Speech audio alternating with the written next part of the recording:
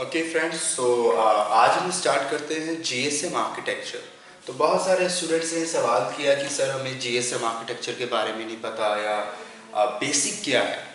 Telecom के अंदर अगर आप देखें तो सबसे कॉमन चीज़ अगर कुछ है तो वो है जीएसएम आर्किटेक्चर। तो आज हम इसे समझेंगे कि आखिर जीएसएम आर्किटेक्चर की कौन कौन से कंपोनेंट्स होते हैं, किनका क्या काम होता है। और दोस्तों ये जो आर्किटेक्चर है, ये अगर मैं आपसे कहूँ तो ये आज की डेट में एक आधा आर्किटेक्चर है।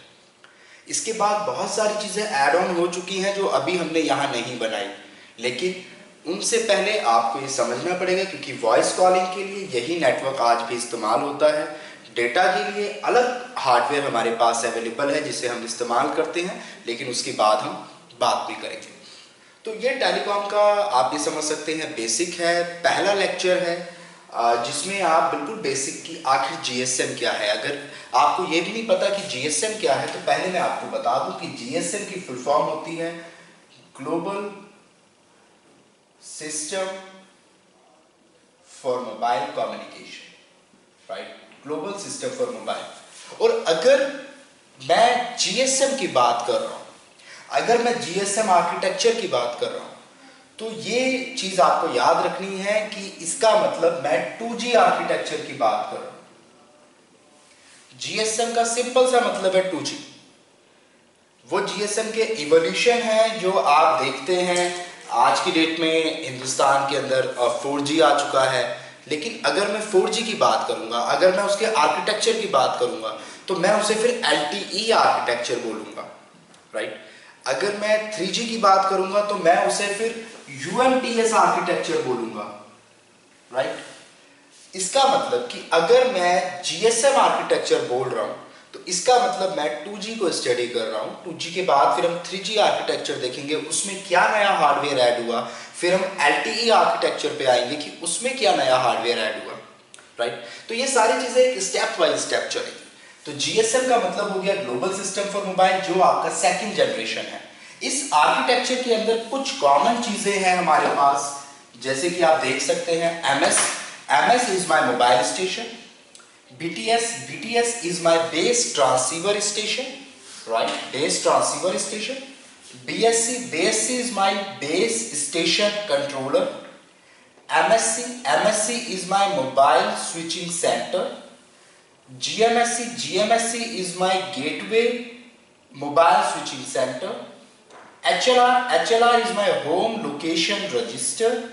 VLR is my visitor location register.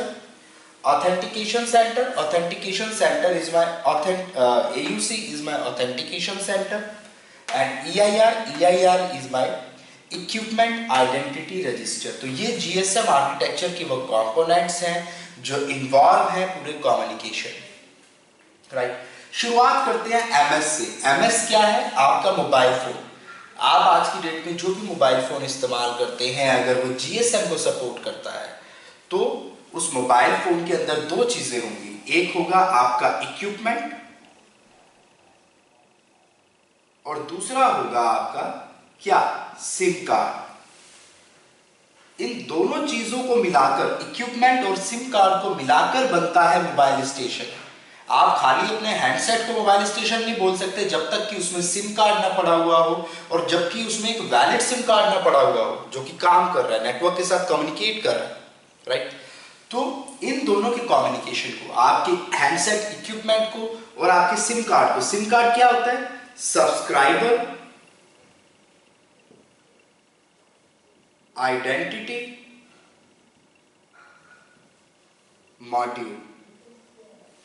SIM card होता है आपका सब्सक्राइबर आइडेंटिटी मॉड्यूल। इसके अंदर भी काफी सारी चीजें सेव होती हैं ऑलरेडी, राइट।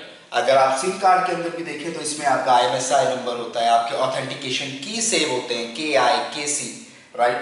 तो काफी सारी चीजें इसमें इन्वॉल्व। इवन एक छोटी सी मेमोरी भी होती है आपके कॉन्टैक्ट्स को सेव करने के लिए, आपके मैसेजेस को सेव करने के लिए, राइट। तो ये होता है मेरा MS बोले तो मोबाइल स्टेशन। मोबाइल स्टेशन सबसे पहले कम्युनिकेट करता है मेरे बेस ट्रांसीवर स्टेशन के साथ। जो आप छतों पर टावर लगे हुए देखते हैं, मोबाइल एंटीना लगे हुए देखते हैं, उन मोबाइल एंटीनास के साथ में हमारा एक हार्डवेयर लगा हुआ होता है जिसे हम बोलते हैं BTS, राइट। तो BTS जो होता है वो होता है मेरा बेस ट्रांसीवर स्टेशन, राइट। अगर आप इनके फंक्शंस की बात करें तो BTS बहुत सारे काम करता है, जैसे कि ये एनकोड करता है, मल्टीप्लेक्स करता है, मॉड्यूलेट करता है, बहुत सारी चीज़ें हैं। आप अगर देखें फ्रीक्वेंसी होपिंग का काम भी BTS करता है, communication with mobile station and your BSC, एक जो आपका मोबाइल और BSC के बीच में जो कम्युनिकेशन कराया जाना है मोबाइल और BSC के बीच में, वो भी कौन करता है, कौन किसकी हेल्प से हो पाता है, BTS की हेल्प से। इट्स ए काइंड ऑफ, आप ये कह सकते हैं बैंक के अंदर एक क्लर्क होता है, अगर आपने लोन लेना है, और क्लर्क की भी बात छोड़िए, एक रिसेप्शन भी होता है, राइट, रिसेप्शनिस्ट भी बैठी होती है बड़ी खूबसूरत सी। तो आप सबसे पहले अगर पैसे निकालने जा रहे हैं, ऑफिस में कोई भी काम करने जा रहे हैं, तो सबसे पहले आप वहां जाके इंक्वायरी करते हैं। तो आप रिसेप्शन पे जाते हैं, आप उन्हें बताते हैं कि मुझे पैसे निकालने हैं, तो वो रिसेप्शनिस्ट आपको बताती है काउंटर नंबर 4 पे चले जाओ। तो आपने एक रिक्वेस्ट आगे भेजी और उन्होंने आपको रास्ता बताया कि आपने इधर जाना है, राइट। फिर आपने वहां जाके पैसे निकाल लिए, ठीक है, आप क्लर्क के पास चले गए, बट आपने ज्यादा पैसे निकालने हैं, आपको मैनेजर का अप्रूवल लेना पड़ेगा, राइट। आपने पैसे निकालने हैं, बिना मैनेजर के या बिना सीनियर क्लर्क के आपका पैसा अप्रूव्ड होके नहीं निकलेगा, जब तक वो आपके साइन चेक नहीं करेगा, ये चेक नहीं करेगा कि ये कस्टमर वही है या नहीं है, वो आपको पैसे नहीं देंगे, राइट। एक हिरार्की बनी होती है, वही हिरार्की टेलीकॉम के अंदर भी है। BTS आपकी रिक्वेस्ट को आगे फॉरवर्ड करेगा। तो यानी अगर मैं BTS के फंक्शंस की बात करूं तो ये क्या करता है, ये एनक्रिप्ट करता है, राइट, एनकोड करता है, मॉड्यूलेशन इसमें होता है, इसके अंदर काफी सारे बोर्ड्स लगे होते हैं। मेन जो बोर्ड इसमें रहता है आपका मॉड्यूलेशन के लिए वो रहता है BBU, base band unit, right. उसके अलावा ये आपका क्या करता है, फ्रीक्वेंसी होपिंग, ये भी आपका यहां से इनिशिएट होता है, फ्रीक्वेंसी होपिंग आपका BTS से इनिशिएट होता है। कम्युनिकेशन एस्टैब्लिश कराता है बिटवीन MS एंड BSC, ये भी एक इसका फंक्शन है। इसके अलावा आपको ये इट कंसिस्ट ऑफ TRX, तो ये कॉन्सेप्ट अभी आपको नहीं जाना है, बट ठीक है, इतना आपके लिए बात है, राइट। तो अभी बेसिक लेवल के लिए बात है कि BTS ये काम करता है। इसके बाद BTS आपकी रिक्वेस्ट को आगे फॉरवर्ड करता है कहां पे, BSC के पास। BSC is my base station controller. जैसे कि नाम से क्लियर है, देखिए टेलीकॉम के अंदर सारी चीजें बहुत इजी हैं। जो लोग बिगिनर्स हैं, जो मेरा लेक्चर देख रहे हैं, मैं उन्हें बता दूं कि टेलीकॉम में आपको मैक्सिमम चीजें नाम से क्लियर हो जाएंगी, राइट। तो आप अगर कभी भी टेलीकॉम की कोई टर्म्स पढ़ते हैं तो मैक्सिमम टाइम आपको उसके नाम में से ही आंसर मिलेगा। अगर मैं आपसे बोलूं GSM, आप सारी बात छोड़िए, तो आगे की बात है, अब मैं आपको बोलूं GSM, global system for mobile, तो ग्लोबल सिस्टम फॉर मोबाइल का मतलब क्या है, एक ऐसा सिस्टम जो ग्लोबली, एक सिस्टम जो ग्लोबली सेम हो, पूरी दुनिया में एक सेम सिस्टम हो। और किस टाइप के कम्युनिकेशन के लिए, मोबाइल कम्युनिकेशन के लिए, ग्लोबली एक सेम सिस्टम, हर जगह वो सिस्टम सेम होगा। आप अमेरिका से फोन खरीद के ले आओ, आप यूरोप से फोन खरीद के ले आओ, आप कहीं से भी फोन खरीद के ले आओ, हिंदुस्तान में आपने सिम लगाना है, फोन चलाना है। ऐसा आप कभी आपके साथ ऐसा नहीं होगा, आप बाजार में जाएंगे, आप फोन खरीदते हैं और उनसे ये पूछें कि भैया इसमें एयरटेल की सिम चलेगी कि नहीं चलेगी, इसमें आइडिया की सिम चलेगी कि नहीं चलेगी, राइट। तो आप ऐसा कभी नहीं पूछेंगे, क्यों, क्योंकि ये सिस्टम सेम है। GSM सिस्टम पूरी दुनिया में सेम है। अगर आप GSM सिस्टम की बात कर रहे हैं, वो ग्लोबली सेम स्टैंडर्ड्स हैं, ITU ने डिफाइन किया हुआ है। तो आपको ये समझना पड़ेगा कि टेलीकॉम में नाम के अंदर बहुत कुछ है। हालांकि इसका नाम ये नहीं था एक्चुअल, 1991 से पहले इसका ये नाम था ग्रुप स्पेशल मोबाइल, जिसे बाद में हमने मार्केटिंग के पर्पज से ग्लोबल सिस्टम फॉर मोबाइल कर दिया। बट नाम से हमें समझ आता है ये ग्लोबल सिस्टम है, पूरी दुनिया के लिए कॉमन सिस्टम है।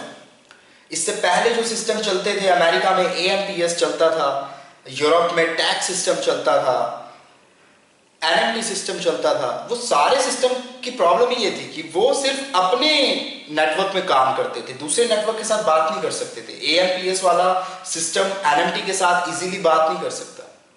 NMT वाला हैंडसेट AMPS सिस्टम में नहीं चलेगा, राइट। आप आज भी अगर आपने अपना हैंडसेट लिया हुआ है, उसमें आप CDMA टाटा इंडिकॉम की सिम लगाइए, चलेगी नहीं, क्योंकि वो सिस्टम ही अलग है, वो सिस्टम बिल्कुल अलग है, राइट। तो जब हम जीएसएम की बात करते हैं तो ये कॉमन सिस्टम है जो सबके लिए सेम है, राइट। तो अब मैं अगर बात करूं इसके बाद हमारा जो नेक्स्ट है वो क्या है, बीएस। तो बीएससी क्या है, बेस स्टेशन कंट्रोलर, जैसे कि आप देख सकते हैं बेस स्टेशन कंट्रोलर, राइट। तो बीएससी का सिंपल सा है, क्या फंडा है बीएससी का, बीएससी क्या काम करता है। बीएससी का सबसे आप नाम पे जाइए, बेस स्टेशन कंट्रोलर, यानी जितने मेरे बेस स्टेशन लगे हुए हैं, 1 2 5 10 20 जितने भी मेरे बेस स्टेशन एक सर्किल में, एक एरिया के अंदर, एक छोटे से सिटी में लगे हुए हैं, उन सबको कंट्रोल करने का काम ये करता है। अगर कंपनी के अंदर 20 एम्प्लॉयज हैं तो उन एम्प्लॉयज के ऊपर, एक 20 क्लर्क हैं तो 20 क्लर्क के ऊपर एक सीनियर क्लर्क होगा। तो बेस स्टेशन कंट्रोलर का जो मेन काम है वो है आपका बीटीएस को कंट्रोल करना, राइट। इसके अलावा बेस स्टेशन के और बहुत सारे इंपॉर्टेंट काम है, जिनमें एक इंपॉर्टेंट काम है हैंडओवर कराना। हैंडओवर बीटीएस के दरमियान जो हैंडओवर होता है वो आपका बीएससी की हेल्प से होता है। इसके अलावा जो एक इंपॉर्टेंट काम है वो है रेडियो रिसोर्सेज को मैनेज करना। बीटीएस के जितने भी रेडियो रिसोर्सेज हैं, जितने चैनल्स, क्योंकि आप जब बात करेंगे तो आप किसी चैनल पे बात करेंगे, तो वो चैनल्स को मैनेज करना। तो अगर आप इनकी फंक्शंस की बात करें, अगर आप बीएससी की फंक्शंस की बात करें तो क्या क्या फंक्शन हो सकते हैं, मेरे हिसाब से पहला जो मेन फंक्शन होगा वो होगा manages radio resources, right. Manages radio resources. इसके अलावा आप अगर देखें तो ये आपको क्या करता है, ये कॉल सेटअप में काम आता है,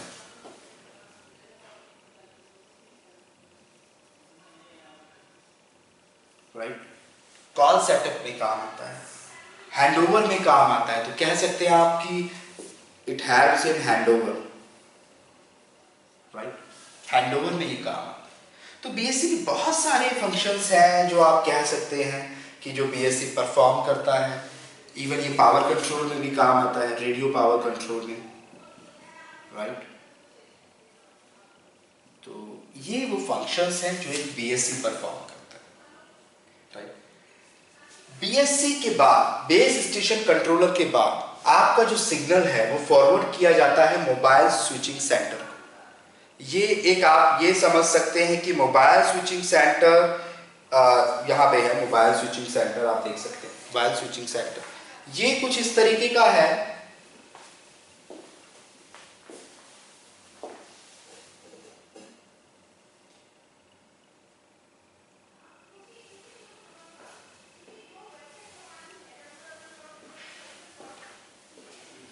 मोबाइल स्विचिंग सेंटर की अगर आप बात करें तो आप इसे कह सकते हैं कि ये हार्ट ऑफ द नेटवर्क है। पूरे नेटवर्क को जो कंट्रोल किया हुआ है वो इसी ने किया हुआ है।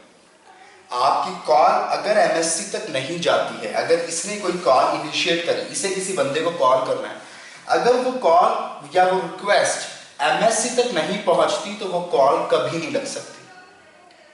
वो कॉल यहां से नहीं लग सकती, वो कॉल यहां से नहीं लग सकती। जब तक वो कॉल की रिक्वेस्ट यहां तक नहीं पहुंचेगी वो कॉल कभी नहीं लग सकती, राइट। तो इसमें एमएससी की अगर आप मेन फंक्शन की बात करें तो call setup, call routing, even आपकी बिलिंग करने का काम, आपको चैनल एलोकेट्स करने का काम, ये सारे काम कौन करता है, आपका एमएससी करता है।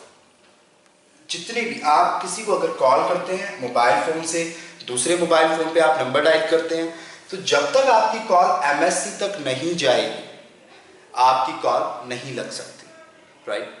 कई बार आपके पास होता है, आपके पास मैसेज आता है इस रूट की सभी लाइनें व्यस्त हैं।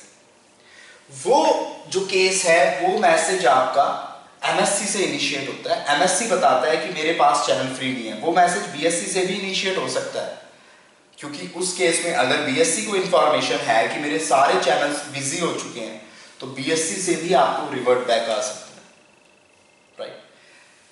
आपने किसी को कॉल किया और आपको मैसेज आता है कि आपने जिसे कॉल किया तो कि ये व्यक्ति इस वक्त दूसरी कॉल पे व्यस्त है, राइट, यूजर बिजी आपको अगर आता है, उस केस में एमएससी वहां इनिशिएट करता है जिसको भी आपने कॉल किया, राइट।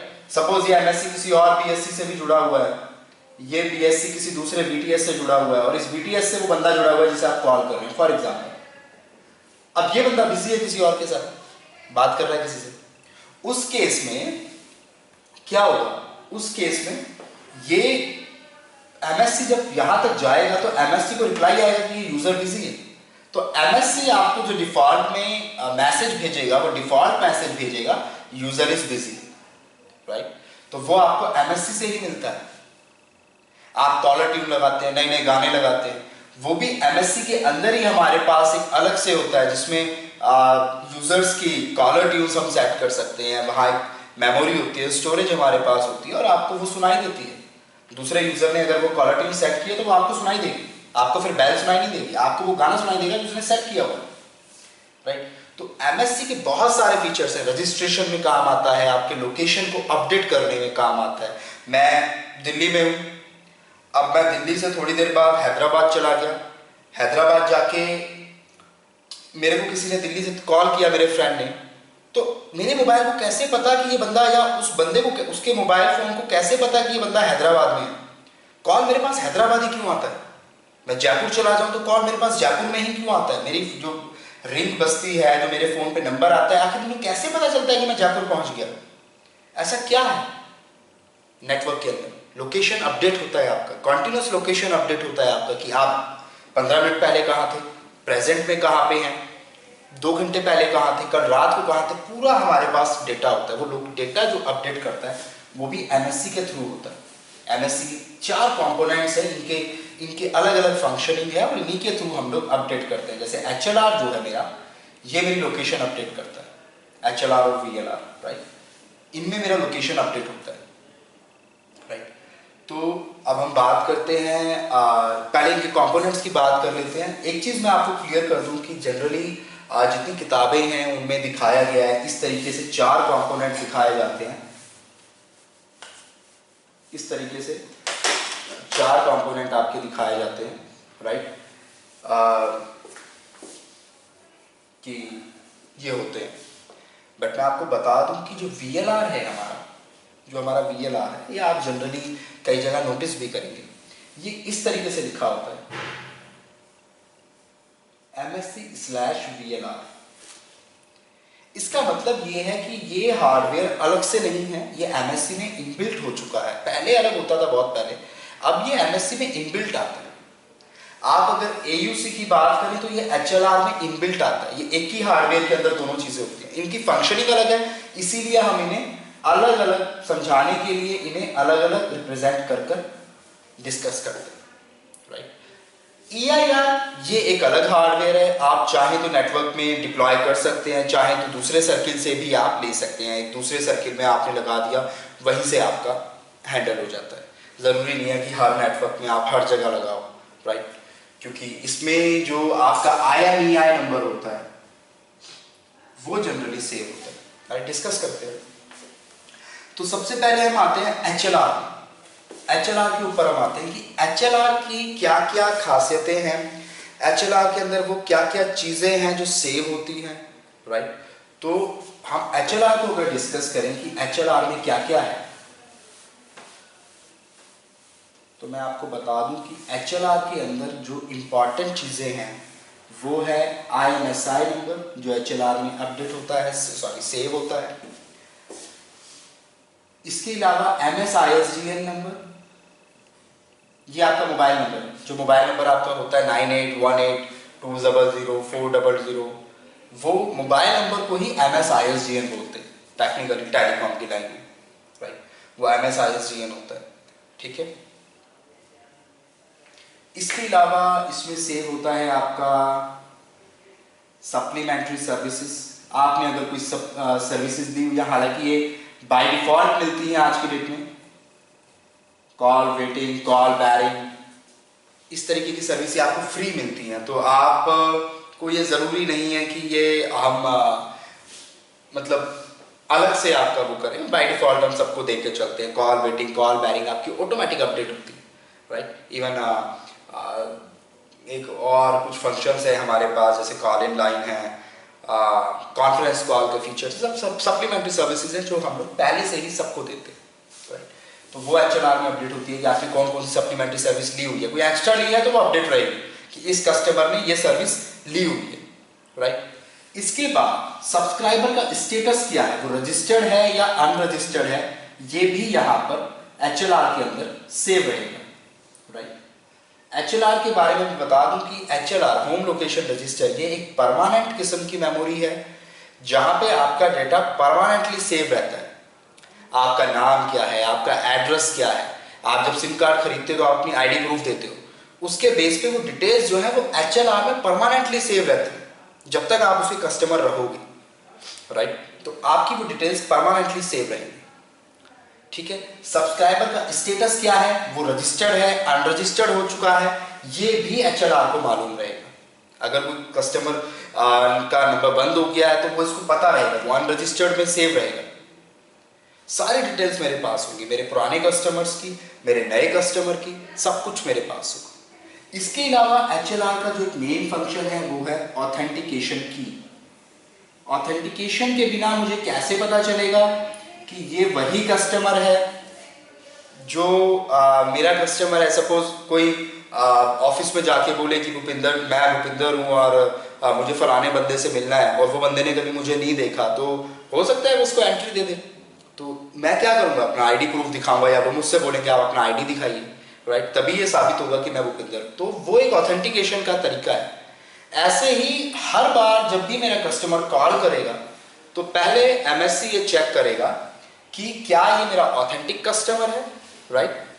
तो उसके लिए फिर एक ऑथेंटिकेशन प्रोसेस हो। तो ये सारे फीचर्स किसके हैं, मेरे HLR के, यानी कि होम लोकेशन रजिस्टर के, राइट। इसके बाद जो मेरा नेक्स्ट आता है वो आता है VLR, राइट। VLR की क्या फंक्शंस है?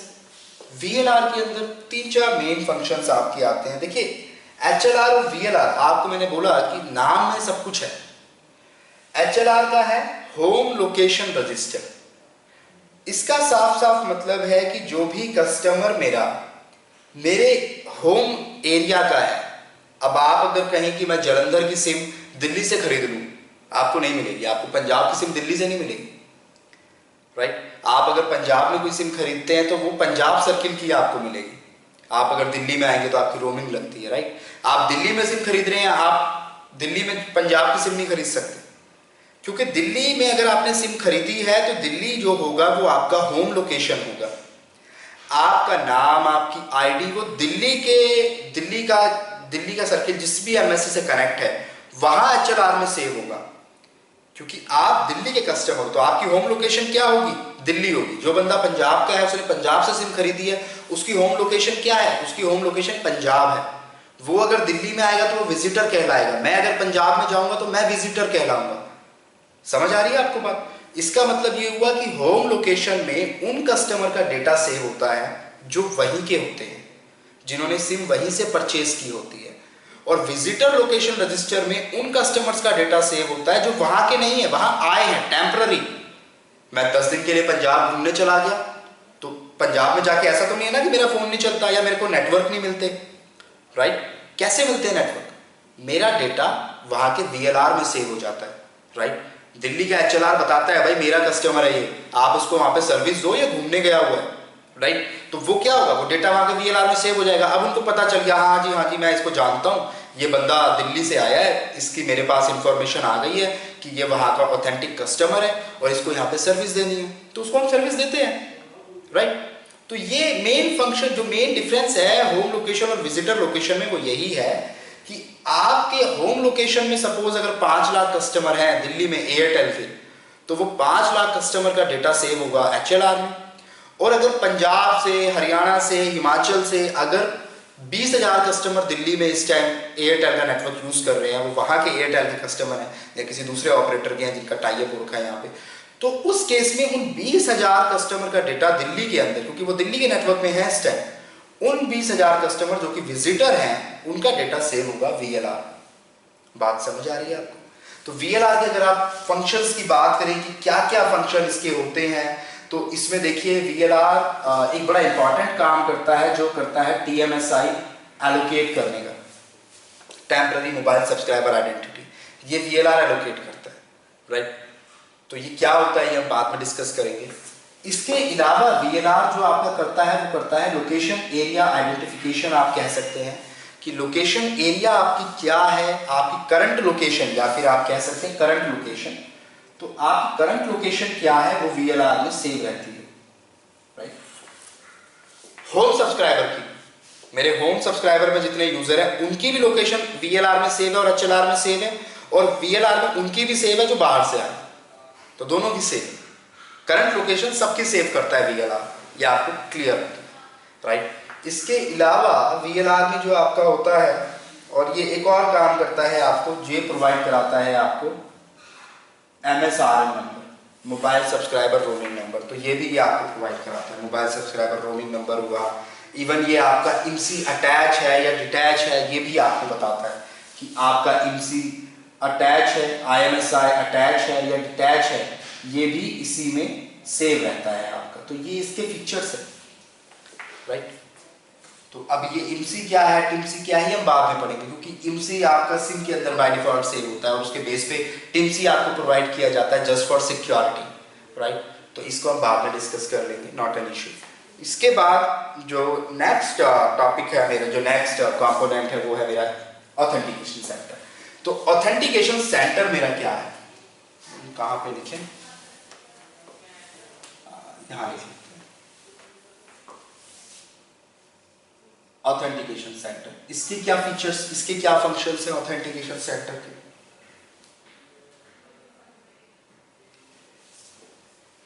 इसका फिर पूरा प्रोसेस है ऑथेंटिकेशन इन GSM, जिसमें ये क्या करता है, ये KI, KC और रैंडम की, ये 3 की आपको प्रोवाइड कराता है, और जिसके लिए जो एल्गोरिथम ये इस्तेमाल करता है वो करता है A3 एंड A8। ये 2 एल्गोरिथम ये इस्तेमाल करता है, एक और होती है वैसे A5, वो अभी हम डिस्कस नहीं करें। 2 एल्गोरिथम्स का इस्तेमाल करके ये ऑथेंटिकेशन करवाता है कि ये क्या, ये वही कस्टमर है जो मेरे पास सेव है, या ये कोई और है, और मुझे ऐसा शो कर रहा है कि ये वो है, राइट? तो ये इस तरीके से ऑथेंटिकेशन करने के काम आता है, वेरीफाई करने के काम आता है whether my customer is authentic or not, right? तो इस चीज के लिए ऑथेंटिकेशन सेंटर का इस्तेमाल किया जाता है, जिसमें आपकी ये कुछ कीज सेव होती हैं ऑथेंटिकेशन सेंटर के अंदर। ये जो KI है ना, ये यूनिक होगा, ये हर कस्टमर का यूनिक होगा, तो ये सेव करके रखता है ऑथेंटिकेशन सेंटर, इसको सेव करके रखता है हर कस्टमर का, राइट? और ये एल्गोरिथम भी इसके अंदर सेव रहता है सो दैट ये ऑथेंटिकेशन करवा सके, राइट? इसके बाद जो लास्ट है आपका वो है EIR। EIR की अगर हम बात करें तो EIR होता है आपका equipment identity register, right? EIR के अंदर आपके पास 3 तरह की लिस्ट होती है, एक होती है आपकी व्हाइट लिस्ट, एक होती है आपकी ग्रे लिस्ट, और एक होती है आपकी ब्लैक लिस्ट, राइट? 3 तरीके की लिस्ट आपकी EIR के अंदर होती है, ठीक है? अगर आप ऑथेंटिक कस्टमर हैं, आप बाजार से अपना मोबाइल फोन खरीद के लाए हो, और अभी अभी आपने खरीदा है MI के फोन, ऑनलाइन अमेजन से ऑर्डर किया है आपने, तो आपका जो वो फोन है वो आपका खुद का खरीदा हुआ फोन है, तो आपका फोन हो जाएगा व्हाइट लिस्ट, राइट? तो हम सबके मोबाइल फोन, आई होप आप भी जो देख रहे हैं आपके भी व्हाइट लिस्ट ही होंगे, शायद ही कोई होगा जिसने चुरा के इस्तेमाल किया होगा, राइट? तो व्हाइट लिस्ट के अंदर उन कस्टमर्स की लिस्ट में भी क्या होता है, IMEI नंबर, वो IMEI नंबर EIR के अंदर सेव होते हैं जो मेरे ऑथेंटिक कस्टमर हैं, जिनकी कहीं कंप्लेंट नहीं हुई है चोरी होने की। अगर आपका फोन चोरी हो जाता है और आप उसकी FIR कराते हैं और फोन आपका सर्विलांस पे रहता है चेकिंग के लिए कि ये कहाँ इस्तेमाल हो रहा है, तो वो सारे IMEI नंबर जो चोरी हो चुके हैं और ढूंढे जा रहे हैं कहीं पर भी, किसी भी ऑर्गेनाइजेशन, पुलिस ढूंढ रही है या टेलीकॉम ऑपरेटर सर्च कर रहे हैं, व्हाटएवर, जो सर्विलांस पे हैं, जो अभी तक नहीं मिले हैं और सर्च किए जा रहे हैं, उन सब की लिस्ट होती है ग्रे में, ग्रे लिस्ट के अंदर, वो सारे फोन जो ढूंढे जा रहे हैं। और वो सारे फोन जो नहीं मिले, जो चोरी हो चुके हैं, और हम उन्हें ब्लैकलिस्ट करना चाहते हैं कि चल ना पाए, अगर किसी के पास हो तो वो मेरा IMEI नंबर इस्तेमाल ना कर पाए, भले ही ना मिले पर वो इस्तेमाल ना कर पाए, अगर फ्यूचर में कभी वो इस्तेमाल करने लगे तो उसको ब्लैकलिस्ट अगर आप कर देते हो तो फिर वो उस ऑपरेटर में जिस ऑपरेटर के EIR ने उसको ब्लैकलिस्ट किया हुआ है उस पर वो कभी भी ऑथेंटिकेट नहीं हो पाएगा, वो वैलिडिटी दिखाएगा, वो उसमें दिखा देगा सिम कार्ड रिजेक्टेड या फिर handset SIM card rejected, hardware not support this SIM card, इस तरीके के मैसेज वहाँ पे आ जाएंगे, वो आपका नहीं चलेगा। तो अगर आपका IMEI ब्लैकलिस्ट हो गया तो वो नेटवर्क में चलेगा ही। अगर ग्रे लिस्ट है तो वो चलेगा, सब कुछ नॉर्मल चलेगा, लेकिन इंफॉर्मेशन मिल जाएगी कि ये सब्सक्राइबर यहाँ पे है, ये फोन इस समय यहाँ चल रहा है, तो उसको हम ट्रेस कर सकते हैं, उसको हम पकड़ सकते हैं, राइट। तो उसके लिए ग्रे लिस्ट का इस्तेमाल होता है। तो EIR में ये 3 लिस्ट होती हैं। क्यों होती है मैंने आपको समझा दिया, आई होप आपको समझ आ रहा होगा। GMSC का एक बड़ा इंपॉर्टेंट काम है, गेटवे MSC। अब मैं आपको कैसे समझाऊं, आप ये समझिए कि आप एक कॉलेज में हैं, राइट, इलेक्ट्रॉनिक्स के स्टूडेंट हैं आप, EC ब्रांच के, और चलो एग्जांपल ले लेते हैं कोई अच्छी सी यूनिवर्सिटी, दिल्ली यूनिवर्सिटी ले लेते हैं। अब दिल्ली यूनिवर्सिटी तुम्हें तो बीटेक है ही नहीं मेरे ख्याल में, DTU में ले लेते हैं। तो DTU के अंदर एक EC ब्रांच है और DTU के बाहर एक IP यूनिवर्सिटी का कैंपस है, वहां भी एक EC ब्रांच है। अब DTU का बच्चा कहता है मैं EC का हूं और वो IP यूनिवर्सिटी का जो स्टूडेंट है वो भी EC का है, तो चलो उससे मिलके आते हैं। तो इज इट पॉसिबल कि वो कॉलेज के अंदर ही उससे मिल ले? उसकी क्लास IP यूनिवर्सिटी में चल रही होगी, भले ही वो EC का बच्चा है, ब्रांच तो सेम है लेकिन पूरा नेटवर्क ही अलग है। ये DTU का स्टूडेंट है, वो IP का स्टूडेंट है, नेटवर्क तो आपका सेम होना चाहिए ना। उस केस अब DTU का बच्चा बोलता है, EC का बच्चा बोलता है चलो यार CS के स्टूडेंट से मिलके आते हैं, तो वो मिलके आ सकता है, वो बगल में जाएगा बिल्डिंग तो दूसरी बिल्डिंग में जाएगा, लेकिन कॉलेज कैंपस के अंदर ही रहेगा, कॉलेज कैंपस के अंदर ही मिल सकता है, यानी उसे मेन गेट से बाहर नहीं जाना पड़ा। अगर अपने ही नेटवर्क के बंदे से मिलना है तो मैं मिल सकता हूं, मुझे मेन गेट से बाहर नहीं जाना। अगर मुझे मेरे नेटवर्क के अलावा किसी दूसरे नेटवर्क के बंदे से मिलना है तो मुझे कॉलेज का जो मेन गेट होता है ना कॉलेज का या यूनिवर्सिटी का, उससे बाहर जाना पड़ेगा। समझिए बात को। तो अगर आप मेन गेट से बाहर जाते हैं तभी आप IP यूनिवर्सिटी के EC के बच्चे से मिल सकते हैं। इट डजंट मैटर कि दोनों की ब्रांच सेम है, राइट, नेटवर्क ही कंप्लीट अलग है। तो आप अगर अपने सर्किल से, अब हो सकता है DTU का एक कैंपस दिल्ली में हो, एक कैंपस वो कल को जयपुर में बना दें, सेम यूनिवर्सिटी है, सेम ब्रांच के बच्चे हैं, पर भैया कैंपस तो अलग है। उस केस में क्या होगा, उस केस में भी उन्हें मेन गेट से तो बाहर जाना पड़ेगा, तभी तो जयपुर ब्रांच में जाएंगे। तो आपको एक बात समझनी पड़ेगी कि अगर आप अपने सर्किल से बाहर आते हैं या फिर आप दूसरे नेटवर्क में कम्युनिकेट करना चाहते हैं, अगर दिल्ली सर्किल का बंदा पंजाब सर्किल के बंदे से बात करना चाहता है या एयरटेल का कस्टमर दिल्ली का ही आइडिया के दिल्ली के कस्टमर से ही बात करना चाहता है, दोनों केसेस में आइडिया और एयरटेल दो अलग नेटवर्क है, और अगर एयरटेल दिल्ली और एयरटेल पंजाब दो अलग सर्किल है, समझ रहे हैं आप बात। DTU दिल्ली और DTU पंजाब का एग्जांपल अगर आप समझें तो दोनों ही केसेस में आपको मेन गेट से बाहर जाना पड़ेगा, तभी आप उससे मिल सकते हैं। तो वो मेन गेट टेलीकॉम के अंदर होता है, गेटवे MSC, इसका नाम भी वही है, गेटवे, मिटा दिया GMSC बोले तो गेटवे MSC, राइट। तो गेटवे MSC का मतलब क्या है, दरवाजा, जो मेन गेट होता है ना आपका वो दरवाजा। तो गेटवे MSC का मतलब है आप मेन गेट से बाहर जाएं और तब आप दूसरे बंदे से मिल सकते हैं। तो गेटवे का इस्तेमाल कब होगा, जब मैं अपने नेटवर्क में ना बात करके किसी दूसरे नेटवर्क के बंदे से बात करना चाहता हूं, या फिर अपने सर्किल में बात ना करके किसी दूसरे सर्किल में बात करना चाहता हूं, तो MSC मेरी रिक्वेस्ट को फॉरवर्ड करेगा GMSC के पास, और GMSC मुझे वहां तक राउटिंग करके लेके जाएगा जहां मुझे जाना है या जहां मुझे कॉल करनी है, हैदराबाद, कहीं भी करनी है, नेपाल में कहीं पे भी, राइट। तो ये मेरा पूरा नेटवर्क है। आई होप आपको समझ आया होगा। इसके अलावा जो आपके डाउट्स हैं वो आप मुझसे डिस्कस कर सकते हैं, कमेंट में डाल सकते हैं, right. Thank you so much.